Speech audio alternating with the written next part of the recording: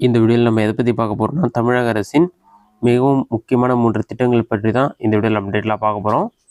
அதோடைய பயன்கள் என்ன, அதற்கு எப்படி விண்ணப்பிப்பது, இதற்கான தகுதிகள் என்ன என்பதை பற்றி நம்ம டீட்டெயிலாக பார்க்கலாம். ஃபஸ்ட்டு முதல் திட்டம் என்னென்னு பார்க்கலாம். சத்தியவாணி முத்தம்மையார் நினைவு தைலேந்திரம் வழங்கும் திட்டம் மென்ஷன் பண்ணியிருக்காங்க. 2024 மற்றும் 2025 ஆண்டில் மொத்தம் 3766 பயனாளிகள் இந்த திட்டம் மூலம் பயனடைந்துள்ளனர். இதற்கு யாரெல்லாம் அப்ளை பண்ணலாம்னு பார்த்தீங்கன்னா, கைம்பெண்கள், பொருளாதாரத்தில் நலிந்த பிரிவை சேர்ந்த பெண்கள், மாற்றுத்திறனாளி ஆண்கள் மற்றும் பெண்கள், சமூக ரீதியாக பாதிக்கப்பட்ட பெண்களுக்கு இந்த திட்டம் செயல்படுத்தப்படுவதாக மென்ஷன் பண்ணியிருக்காங்க. இதற்கான தகுதிகள் என்னென்னு பார்த்தீங்கன்னா, கல்வி தகுதிகள் எதுவுமே தேவையில்லைன்னு சொல்லியிருக்காங்க. வயது 20 வயது முதல் 40 வயதுக்குள்ளே தான் இருக்கணும். அதற்கு மேலேயும் இருக்கக்கூடாது, குறைவாகவும் இருக்கக்கூடாது. கண்டிப்பாக நீங்கள் 3 மாதம் தையல் பயிற்சி பெற்றிருக்கணும்னு சொல்லியிருக்காங்க. ஆண்டு வருமானம் பார்த்தீங்கன்னா, உங்களுடைய ஆண்டு வருமானம் 1,20,000க்கு மிகாமல் இருத்தல் வேண்டும் சொல்லியிருக்காங்க. இதற்கு நீங்கள் எப்படி அப்ளை பண்ணலான்னு பார்த்தீங்கன்னா, அருகில் உள்ள இ-சேவை மையம் மூலம் நீங்கள் அப்ளை பண்ணிங்கன்னா, உங்களுடைய விவரங்கள்லாம் செக் பண்ணி பார்த்துட்டு நீங்கள் எலிஜிபிளாக இருந்தால் அவங்க உங்களுக்கு கால் பண்ணி டீட்டெயில்ஸ் சொல்லிவிட்டு அதன் பிறகு இந்த தையல் எந்திரத்தை உங்களுக்கு வழங்குவாங்க.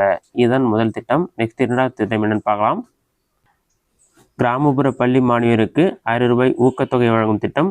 இதோடைய பயன்கள் என்னென்னு பார்த்தீங்கன்னா, கிராமப்புற பெண் குழந்தைகளின் கல்வியை ஊக்குவிக்கவும் கல்வியின் இடைநிற்றலை குறைக்கவும் இந்த திட்டம் செயல்படுறதா மென்ஷன் பண்ணியிருக்காங்க. அரசு உதவி பெறும் பள்ளிகளில் பயிலும் மாணவியருக்கு ஊக்கத்தொகை வழங்கும் திட்டம். 3ஆம் வகுப்பு முதல் 5ஆம் வகுப்பு வரை பயிலும் மாணவியருக்கு ரூபாய் 500 கொடுக்குறாங்க. 6ஆம் வகுப்பு மாணவியருக்கு பார்த்தீங்கன்னா ரூபாய் 1000 சொல்லி மென்ஷன் பண்ணியிருக்காங்க. இதற்கு தகுதிகள் என்னென்னு பார்த்தீங்கன்னா, பெற்றோர்களுடைய ஆண்டு வருமானம் 1 லட்சத்திற்குள் இருக்க வேண்டும்.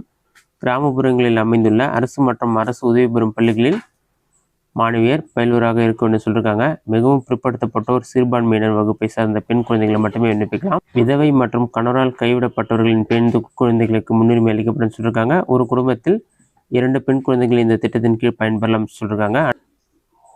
அணுக வேண்டிய அலுவலர் பார்த்தீங்கன்னா, சம்மந்தப்பட்ட கிராமப்புற அரசு அல்லது அரசு உதவி பெறும் பள்ளி தலைமை ஆசிரியர்கள் மூலம் தான் இதற்கு விண்ணப்பிக்கலாம்னு சொல்லி மென்ஷன் பண்ணியிருக்காங்க. இதுதான் 2வது திட்டம்.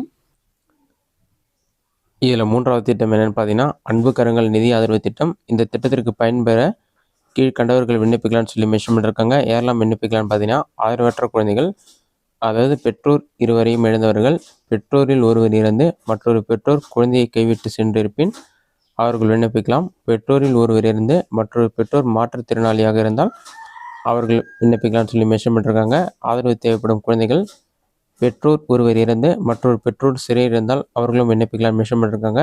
ஆதரவு தேவைப்படும் குழந்தைகளில் பெற்றோர் ஒருவர் இறந்து மற்றொருவர் உயிருக்கு ஆபத்தான நோயுடன் வாழ்ந்து வந்தால் அவர்களும் விண்ணப்பிக்கலாம். வழங்கப்படும் நிதியுதவி பார்த்தீங்கன்னா, மாதம் ரூபாய் 2000 வரை நிதியுதவி வழங்கப்படும். அவர்களுக்கு 18 வயது பூர்த்தியிடும் வரை நிதியுதவி வழங்கப்படும் சொல்லி மென்ஷன் பண்ணியிருக்காங்க.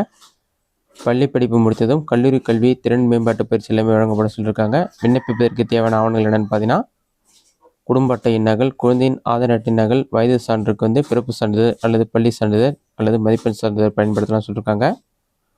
வங்கி கணக்கு புத்தகத்துடைய நகல் இதெல்லாம் தேவைப்படும். விண்ணப்பிக்கும் இடம் பார்த்தீங்கன்னா, உங்களுடன் ஸ்டாலின் முகாம்கள் அல்லது மாவட்ட ஆட்சியர் அலுவலகம், மாவட்ட குழந்தைகள் பாதுகாப்பு அலுவலகம் மூலம் நீங்கள் விண்ணப்பிக்கலாம்னு சொல்லி மென்ஷன் பண்ணியிருக்காங்க. இதுதான் தமிழக அரசின் 3 முக்கியமான திட்டங்கள். இந்த வீடியோ உங்களுக்கு யூஸ்ஃபுல்லாக கொடுக்குறேன். இந்த வீடியோ பிடிச்சிருந்த லைக் பண்ணுங்கள். வேறு ஏதாச்சும் டவுட் இருந்தால் கமெண்ட்ஸில் கமெண்ட் பண்ணுங்கள்.